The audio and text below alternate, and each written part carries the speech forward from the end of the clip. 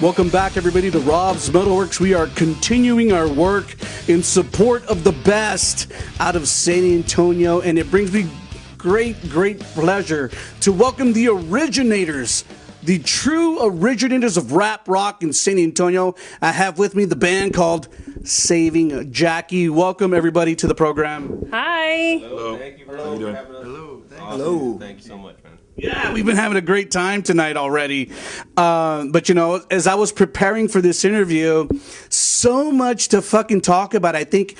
And I was thinking, you know, initially I have to go back, man.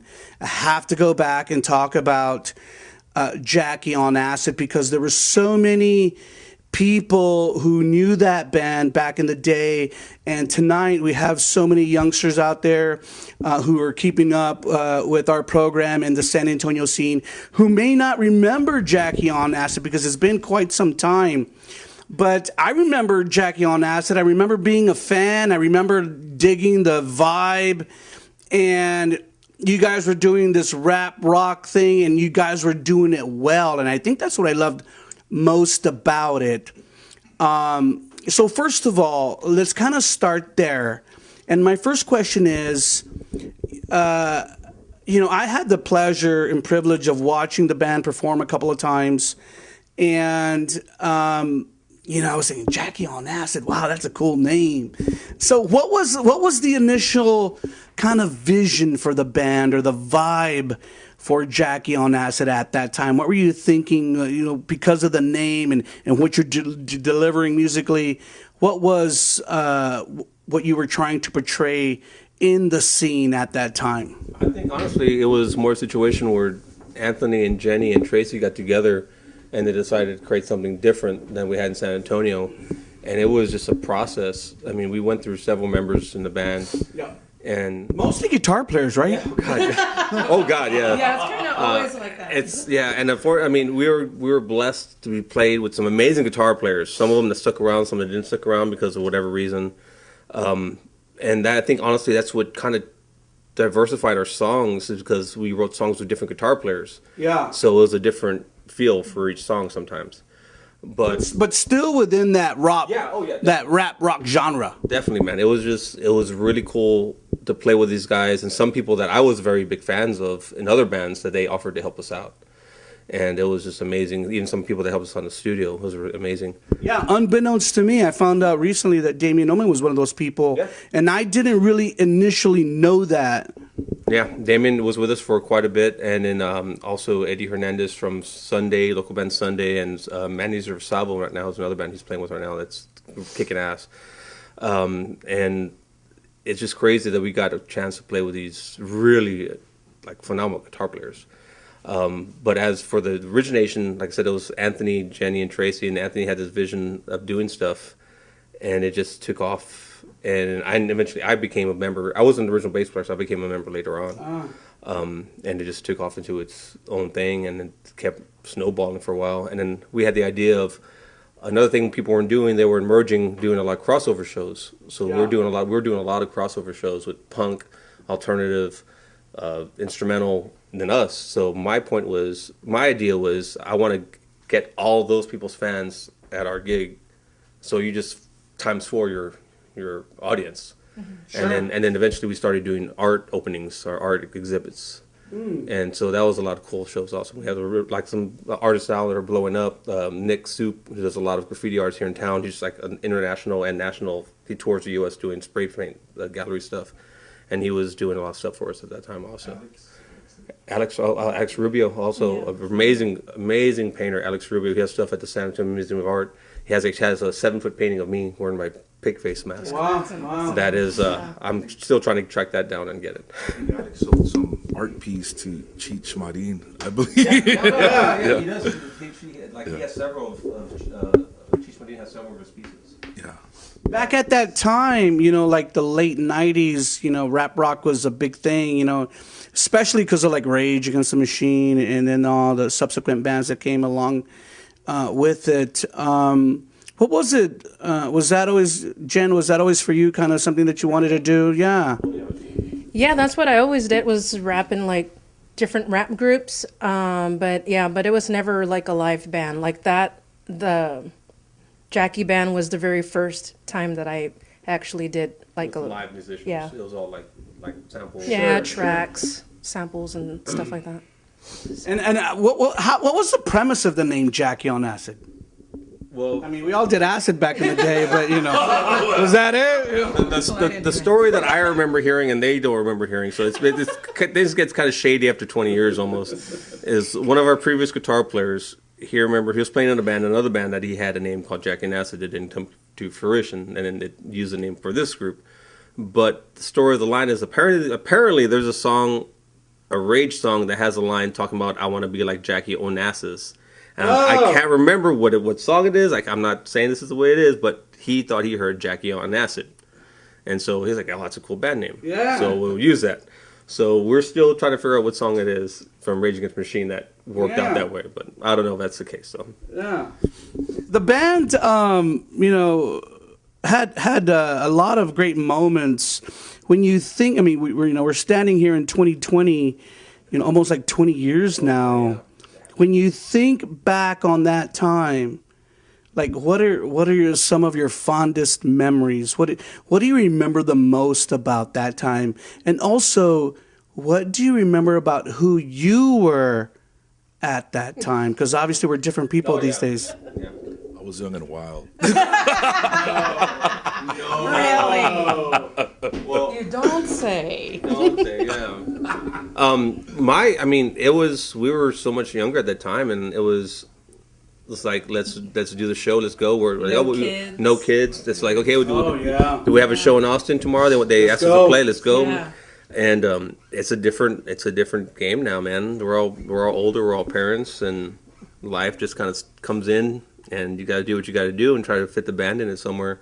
But my best memory of the band are like the shows we did that were like crazy art gallery shows. Those were cool. Those were a lot of fun. Why those shows over like a show at Medieval Nights or at another metal venue? It was just because the people that were there were not people that you would see at Medieval Nights. Yeah. I mean, we had great shows at Medieval Nights. We had amazing shows. We opened up for Fu Manchu at Medieval Nights. We opened for Papa Roach at Medieval Nights. Amazing shows. Skate Nigs. We played for Skate Nigs. But when, 7 out of White. yeah, that's right. Two Live Crew.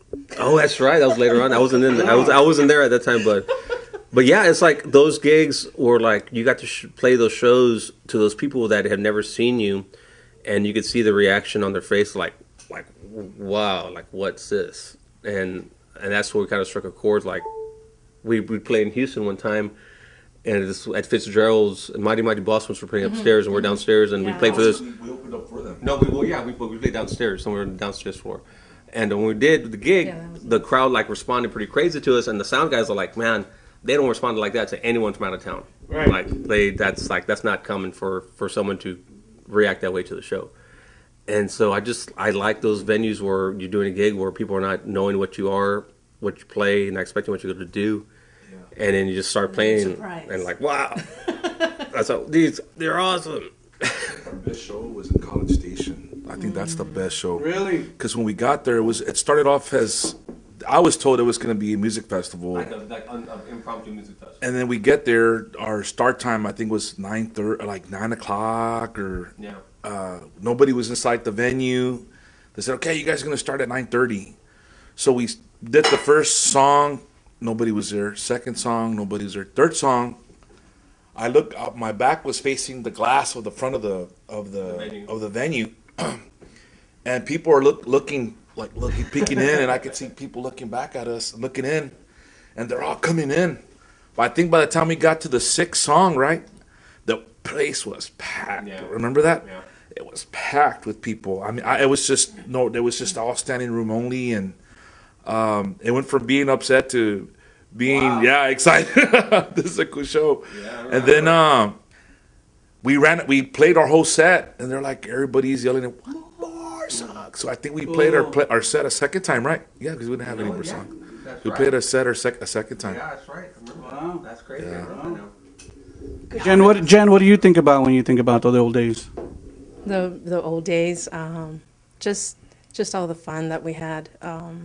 Like practicing, putting in a lot of hard practice. You guys are pretty. When I would see you guys, especially because y'all had the two vocalists at the time, I always thought like you guys were never like stumbling over each other. It was always a pretty seamless kind of delivery with the rap, and you guys both knew how to throw down. Yeah, and even with the music, I can imagine how difficult that would be, kind of syncing it, performing it live.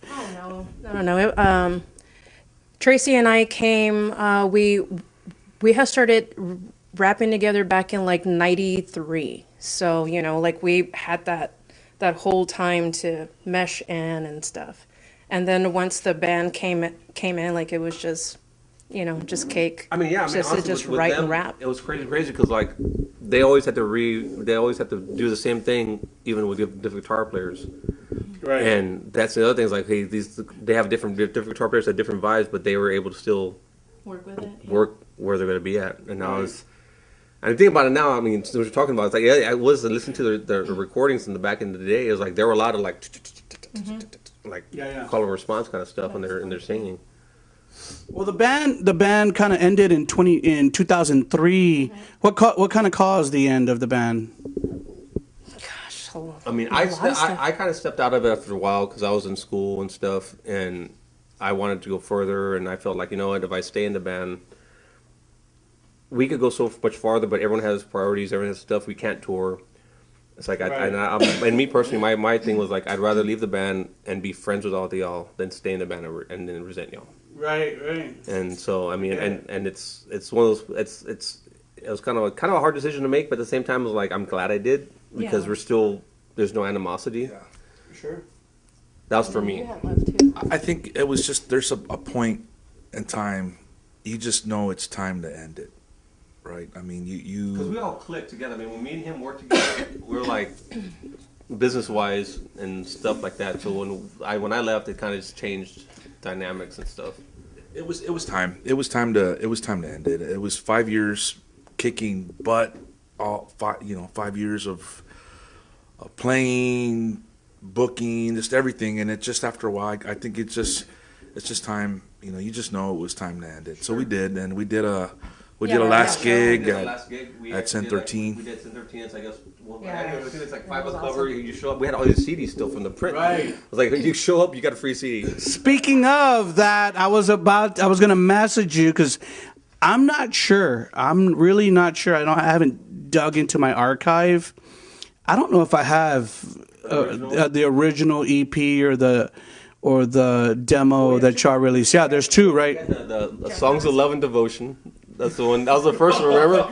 It was called Songs of Love and Devotion, and I loved it because I did that. And then we actually sold that CD. It was that EP, the first recording we did. Yeah. Wow. So there was an EP and an LP. Yeah. So the LP, at the end of the LP, we included the songs from that first EP onto the LP. Okay. So they had everything we did at Tribal Studio, right? Yeah. No, not Tribal. It was in ITG in the garage. Yes. With Wade. With the Wade Parker. partner. And then we did we put those at the end of it. And Do you still have copies of that? I think I could try to get you one.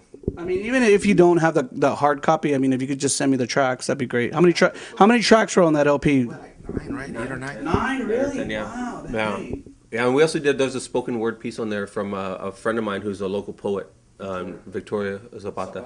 Yeah. Wow. And she did a piece called La Lucha Heredada, the inherited struggle. Again, kind of lending to your connection to the art world. Yeah, and that's mainly what I asked her. And so we did her stuff, and then we did me and my friend Bob Dog, who does a recording studio, and he's worked with. I've been in a band with Bob Dog and Pseudo Buddha. We did an ambient soundtrack behind it and all this kind of stuff, and it sounded amazing. And then we used that into the intro to our last song, which tied into that poem. Yeah. So it was a cool experience, man. It was kind of like spur of the moment kind of thing. Yeah, but it all fit. Yeah. So now we sit here in support of a new era. The band is now called Saving Jackie. And I remember talking with Anthony, last year, and he was telling me about, the kind of reformation of the band. And he came over and he brought me tickets. And I shared this story earlier, and he was adamant about me coming to see you play. and he was telling me that you guys were going to record at Stone Creek, and we'll talk about that later.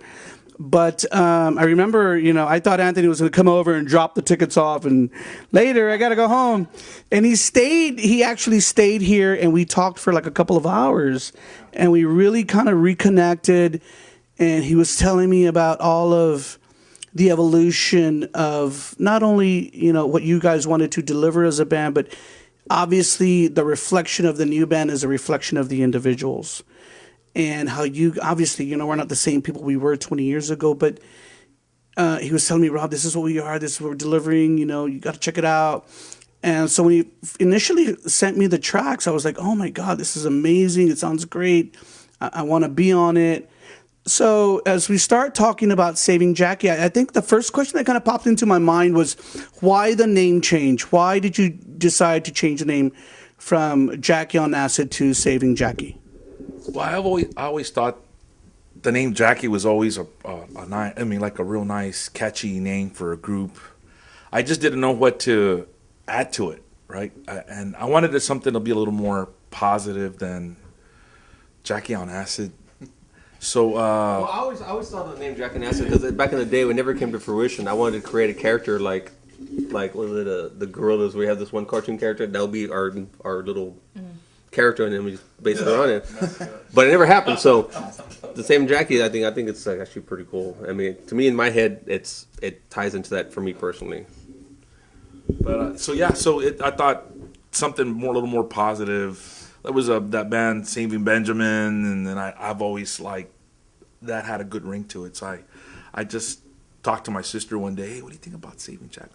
Oh, that's cool. And then anyway, my brother-in-law was there. He liked it, and then we put the name on the shelf for a little bit, and my sisters, we were talking about putting a band together again. I was like, I don't know, we'll see, let's do it. So then I'm like, okay, well then we'll use the name Saving Jackie that we talked about a couple of years prior to that, and so yeah, we put out an ad, auditioned with other musicians, and then of course again, lineup change, and then I started talking to Jerry on the phone, and we kept in contact. John saw the ad, reached out that we were looking for guitarists and bass players. And that's how we. Initially, I was playing guitar on this group, and then we had another bass player. But then he explained to me, like, "Well, that bass player will be temporary." He's like, "When I'm switching back to bass," I'm like.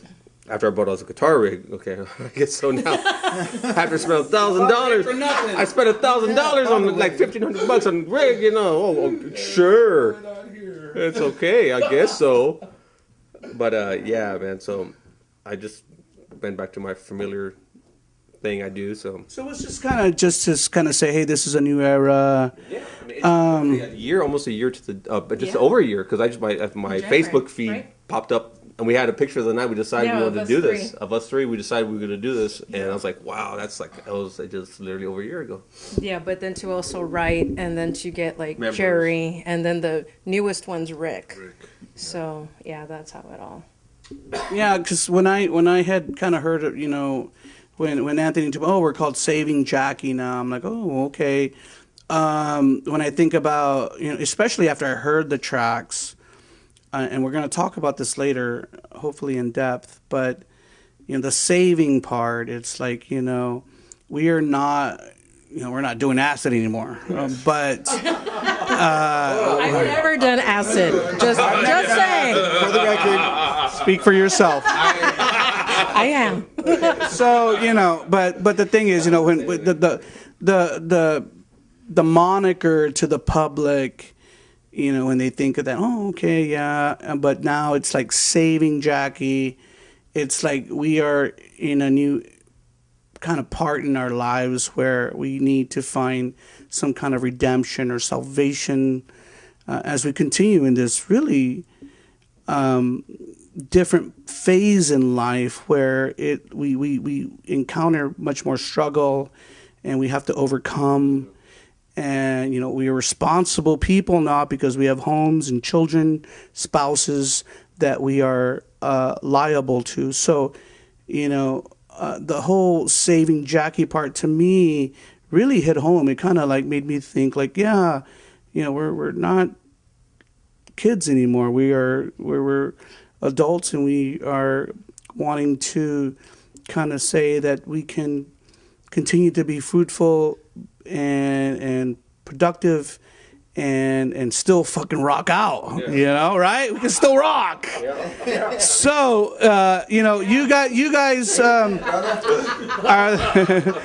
the original members, and then let's take this opportunity to introduce Jerry and Rick to the band. Jerry, you know, I've loved your vibe tonight, man, as we listen to all this music tonight, and we're like, yeah, Rob, I like that, I like that, I like that. And you were telling me you're not historically from San Antonio. You've been here for a little bit, but you're a transplant. But, you know, I saw you perform in the band's first show, and we'll talk about that later, too. But talk a little bit about how it's kind of been like incorporating yourself into already kind of what has kind of been a foundation that is built, and you've kind of had to come in and be part of that. Well, it's been a pretty amazing experience to play with these guys. These guys, as you know, they talked about earlier, have been around for quite a while. And I've always had a background with, like, you know, playing a lot of Pantera stuff and Metallica growing up. And I don't know, those are just my inspiration every time I, like, not every time, but a big inspiration when I write a song or something like that musically. And I try to incorporate that with the style that we have, which is the rap rock. And it seems to be working really well. These musicians are great. I mean, they're very professional, and we just, when we collaborate, you know, it just all comes together. And it's a pretty amazing experience. When did you start playing guitar? I started playing at age 15. And just self-taught, basically. I never went to school for it, had nobody teach me. I was the kind of guy that when cassette tapes were available, I would hear my favorite song, I would go to the local music store, buy my favorite band, and it was pause and play, and I would go everywhere on that neck until I hit that note, and pause and play till I hit the next note, until I learned the whole entire song. It was a long, strenuous process. Dedication. But I also say this, and I love the backing vocals that you're doing too. Thank you. I just started doing some backing vocals with Saving Jackie, and trying to get my screaming voice going again a little bit, other than harmony, basic harmonies, and it's coming together really well. Yeah. Rick, what about you? You're a native San Antonio. Yes, very amazing experience with these guys. Our first gig on December 28th, it felt so natural. It's like we all meshed, and no nerves. Little kinks, of course. I hadn't been on stage in 10 years, since Seven Perfect. You know what's funny? We told the sound guy that this is our first gig. He's like, no way, no way, it's your first gig. I was like, oh, yeah, it's our first gig. Yeah, I'm just very happy to be here. Anthony called me the day before Thanksgiving. Said, hey man, I know it's been like 8 months since I talked to you. We have a gig at the end of the month. Are you still interested? Yeah, let's do it. And we're coming upon our third gig, and I'm just the real test was the other night as we're writing some new material, and it's coming along great. Yeah. And I'm gonna give the mic back to you. Thank you. You guys, upon the return of Saving Jackie, it's kind of like I kind of had assumed, even before when Anthony and I met, he says, Rob, I'm going to get you these tracks. I had already kind of assumed that, it was going to continue in the same vein as Jackie on Acid, that the rap rock vibe was going to still be there, because kind of that's what Jackie on Acid was known for. And then when I heard the tracks, I'm like, man, yeah, the apple didn't fall too far from the tree here. Great guitar work on this EP, and we're going to talk about the release of the EP here in a little bit. But what I think initially what caught me, okay, there's the music, then there's the lyrics, and when I really started listening to the lyrics, it was a total different vibe, right? So to me, there was this spiritual vibe. Obviously, there's kind of this religious kind of vibe, and I know that Jenny and Anthony, his brother and sister, are Christians, and they have a lot of spirituality and faith in their lives as human beings, and obviously that's going to come across in the music. So when you decided to come back, I mean, what was the reason for you to come back to music again after all this time? For me, I had gotten really sick in 2015, and I had labs done, and the doctor came in and was just like staring at me and was like, "Oh, no. I am surprised that you're not in a coma and you're not dead," and that got me. And my spouse was there and my son, and I was just like in tears and I was crying and I was scared. And then I had thought, well, you know what? I mean, I have music and I got lyrics and I got stuff, and I have been like waiting all these years to do something, and I got stuff that's just built, that's just there that needs to come out, but it's under God's timing. Right. And so, I going through like different pills and different meds and all of that stuff, like trying to get myself balanced out and my hair not falling out and all of that. So, the band just came up. And so those things that, that I go through, those things that the sadness and the depression and, just all those feelings and thoughts and stuff, I just write it all out. In that song, My Everything, you say 2015 got a lot to get with. So it was like, 2015 I got a lot to get with. I better get busy, and while I'm here on this earth, better do what I need to do. Yeah. Beautiful. Very much. I loved it. Sorry, I almost cried. Don't. Like, fight it! Cry. This is the middle show. Don't cry. Save it. See the issues. To me, and I think really the success of this EP has been that fact, is that you are Very personal. so personal and brutally honest. Like, I'm going through this, my family is going through this, and then not only that, like saying, oh, you're not just saying, oh, woe's me. You're saying, Right. okay, I'm still here, and I'm gonna fight, and I got a message to say, and I'm gonna proclaim it.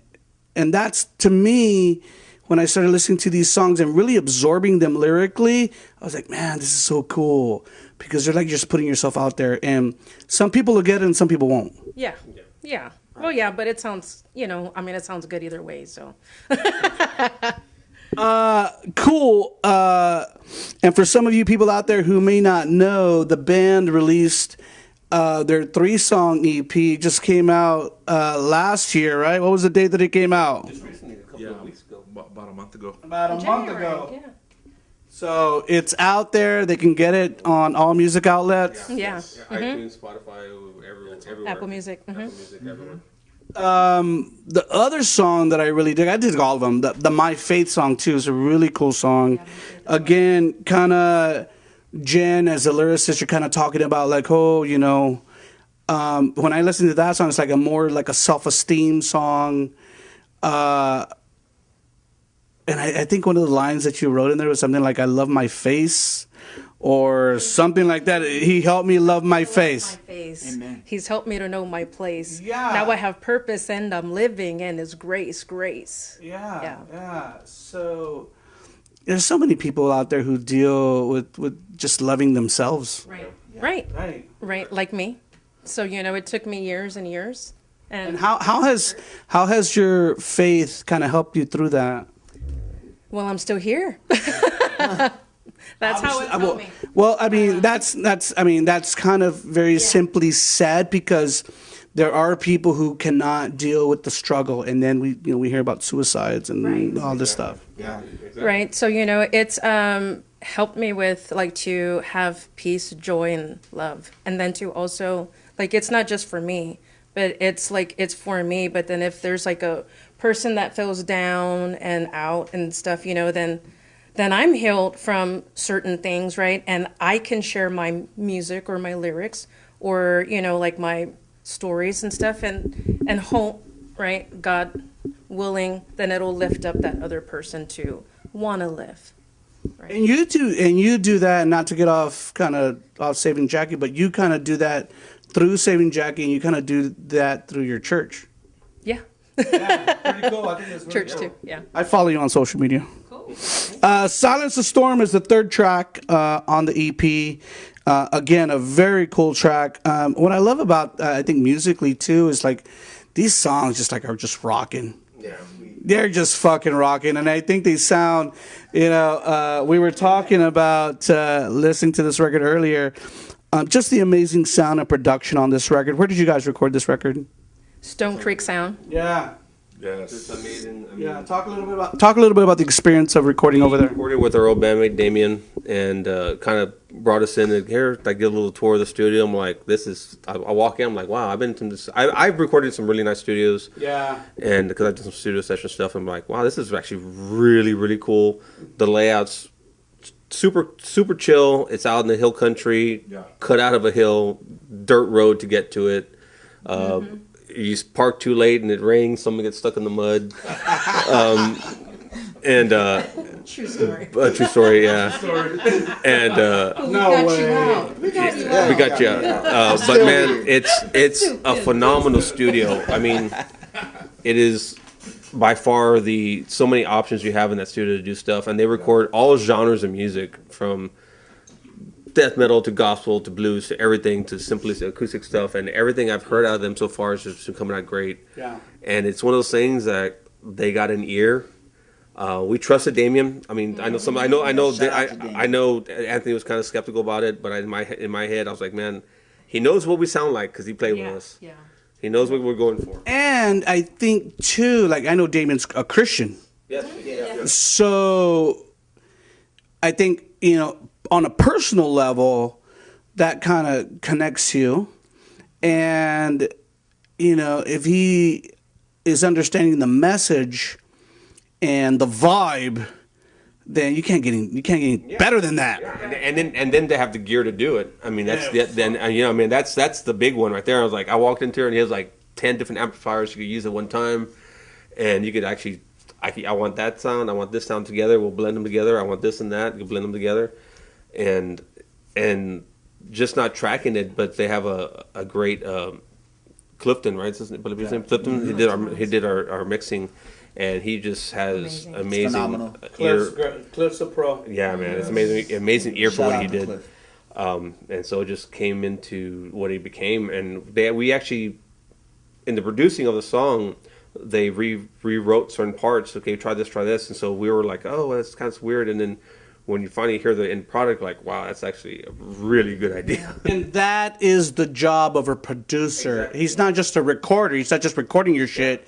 He's producing it. So the thing about Damien is, because I've heard other music that he's worked on, is that because he's a musician, he can like, oh, well, let me show you something, or let me help you transition this, this chorus into the third verse or whatever. And that's the beauty of it. And you know, be open to that. I mean, as a musician in the studio, and some of us are just like, we're kind of fighting it. People are like, well, that's not the way I write. Like, dude, that's my song. Don't fuck with it. Exactly. Exactly. Is that what Anthony was saying? No. That's what I was thinking, but I didn't say it. It took a while to get used to. Yeah. So I mean, let them do their jobs, and that's why you're paying them the money that you do. Exactly. Okay, and then at the end of the day, you know, you have a cut or you have a mix, and you're like, that's not what I want. Well, let's redo it. Okay. And it wasn't nothing like that. So much more like, okay, well, this has a little too much effect on it. Can you just cut back on the effect? Or like, okay, can we bring this part up? Or I didn't expect that to happen like that, but that sounds great. But it's an ego. You have to get rid of ego in the studio. Jerry was saying, turn my guitars louder. How'd you know? I'm kidding. That is correct. Because his guitars are loud. I'm just kidding, guys. Let's move on. Well, he is too. I'm not gonna lie, but he did a phenomenal job. Yeah. So I was there on December 28th at your very first show at Fitzgerald's. I didn't want to miss it. What was it like, Jen, to be back on stage after all those years of kind of fronting? Really, not only back on the stage, but really kind of fronting this band alone because you had always had your partner. Yeah, great. It was really, really, really great. Yeah, it felt like home to be back, and then just to see like all the faces out there and stuff. It was cool. Yeah, were you nervous at all? We got there a little early, and so to like wait all those hours, and you've heard all the bands, Yeah. and then you're thinking, okay, what are my lyrics and how does the song go? So I went outside and I had made like a little note, and then I went back, and then I was there, and I was fresh, and I was In the zone. ready to go. Yeah. Yeah. It looked pretty seamless to me. I didn't see a lot of hiccups at all. I mean, yeah, like, well, even that's the thing. And John, you probably know better than me, but if there ever is a hiccup, don't acknowledge it on stage. Just do it, because the crowd isn't gonna know. Yeah, but it was a great show. So, Jerry, how did you feel about that first show? Because I really loved your performance. I mean, you were like a big part of it because you were like up front, and you introduced a lot of the songs with the guitars, and then you were doing the backing vocals too. And I was like, who the fuck is this dude? I've been supporting the metal scene for 25 years, and I don't even know who this dude. Yeah. Jesus brought him out on time. Well, it was definitely rocking, man. Like I said, these guys are professional, man. I played in a lot of smaller bands, I guess, growing up, and I've done quite a few gigs, but these cats have done way bigger stuff than I have done. I mean, obviously opening up for Two Live Crew and Papa Roach and the bands that I used to listen to growing up. So it was amazing. So I don't know. It just comes natural to me. I've just always loved rock and roll, and I've loved playing the guitar, and honestly, I'd practice in front of the mirror a few times, my choreography, to get it down packed. And, I think every musician has to do that from time to time. Performance is a big part of it. But it really is the chemistry. We all just have the chemistry, and we work really well with each other. I mean, if we overdo something, another band member won't hesitate to, kind of tell you to calm it down a little bit. I think when I was first practicing... So it was definitely rocking, man, and we can't wait for the next gig. The shows are just Right. It's gonna get better. The music's gonna get better. We're writing new material. Of course, come see us at the next show, the Bang Bang Bar, the 28th. Can't wait to see you there. Yeah. Rick, what about your thoughts on that first show? Jenny said it a moment ago. It really felt like home. I personally, I may have said it earlier, I haven't been on stage in 10 years. And you're over there on the left by yourself. So, just to give the... You were saying, look You at me. you had to carry that side of the stage, bro, because you're like alone. Yeah. I thought John was more over here, like, with Jerry, and you were kind of over there doing your thing. Yep. Just to give the non-musicians a quick idea. So we only had 2 practices a week for 3.5 weeks, and that's for me because I just joined the band. So 2 practices a week for almost 4 weeks. I'm glad I said that roadmap in my mind and muscle memory with the guitar. That helped me get through the night. And again, just like Jerry said, it just we all mesh, and it just feels like family up there. Yeah. So I look forward to everything that's coming up ahead.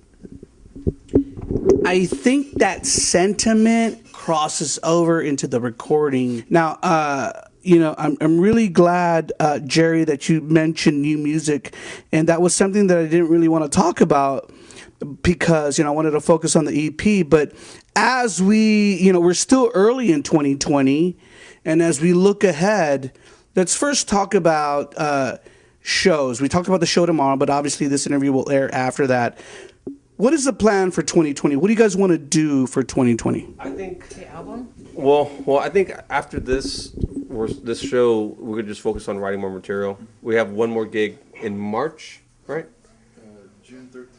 Yeah. Oh no, we got that one in June in Fitzgerald's. Okay, I so just we're can't gonna remember be the date. focusing on writing more material, and we're still on the fence of doing a full length album. I was talking to Tony about this. I know I mentioned to y'all. I want to do more EPs, because studio's not cheap. Yeah. Of course. Studio's not cheap. it's not. So Stone Creek ain't cheap, but you know what? But you get your money's worth. So the next show is tomorrow. no, it's next week. It's next Friday. It's the 28th, Friday the 28th, at the Bang Bang Bar. It's a free gig. Okay, yeah, we'll be there. I'm gonna be there, and this interview will air before the 28th. So all you people out there who are digging on this band, come on out. February 28th, Bang Bang Bar. I love my sisters in Girl in the Coma who run that bar. Yeah. Great vibe, great fucking fixtures, and it's cool drink specials. So, and I like the kind of that small vibe, you know, and I miss dig the it. shows. I mean, we used to play Taco Land, man, and dude, those I gotta take back my memories. I gotta take back my favorite memories. A lot of my favorite memories. I played Taco Land since I was trying to get to Taco Land before, so I was illegal to get in there to be in a band. Couldn't get in there. Finally played there. One of the bands I was in, we played there at 3 a.m. Because Ram just said, play. But man, our jackasses sat there because we were at the end of our sets. We would start jamming, and we would let people come up and rap. And so it just became like the audience became. I want to go around. Hey, well, I'll start a riff. They just follow me, man. Let's do it. I'll give you a bass line. They can follow me. You just come on up, man. Oh yeah. Guys, what a great fucking interview. And, you know, I never really thought that we would have this opportunity because I remember Jackie on Acid from back in the day. And then I never thought that you guys would resurrect and come back. You know, obviously, as we become older people, we have to kind of have that, you know, aside from all our responsibilities, we kind of always want that artistic part in our lives. It keeps us, I need it, man. yeah, it keeps us going. Keeps you alive, man. Keeps you alive. I mean, there's very few things that I need in my life. I mean, I could strip down everything, but when I don't play music, if I'm away for a year from it, it gets rough. Yeah. And it's an outlet, man. I mean, it's to the point where like I need to do this.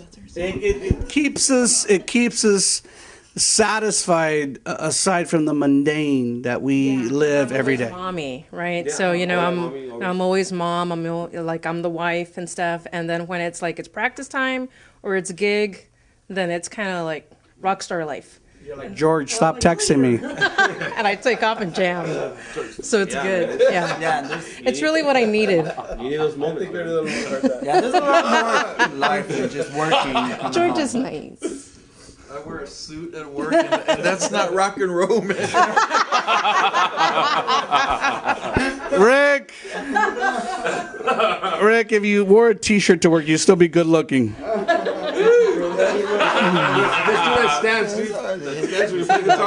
It's all good, man. Okay, guys, I think we've covered all the bases. So as we end out, anything I missed, any last words that you would like to share with people in San Antonio or around the world who will watch this interview?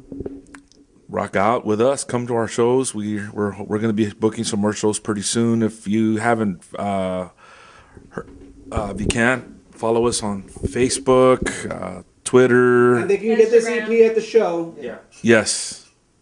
$5. Yeah, Stickers $5. also for it. We have some T-shirts. Hopefully, yeah. We also ship. So We have a Japan. Oh yeah. Tokyo, yeah. Tokyo. Oh yeah, we did that today, right? So any last words, Jerry or Rick? Well, hopefully you guys can make it to the show, and definitely, you know, follow us on Facebook and Twitter and YouTube. We even have a YouTube channel, and just to keep up with the latest updates, and it's just going to keep getting better and better. Yeah.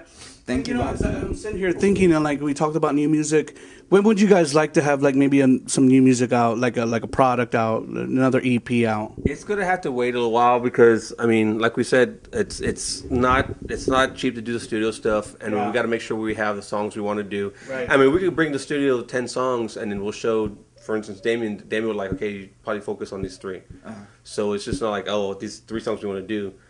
We want to have a kind of a catalog to bring to it, and then have the strongest songs we do. Sure. Right. And actually, I mean, really, for the production of it, which they did a great job on it, and I mean, it just, we'll see where we could take it next. Yeah. On the next stuff. Well, nonetheless, when you guys release new music, and hopefully maybe later this year, I'll be there on top of it. Thank you all for a great interview. Thank you for your goodwill. You guys are beautiful people. I know you guys have heart.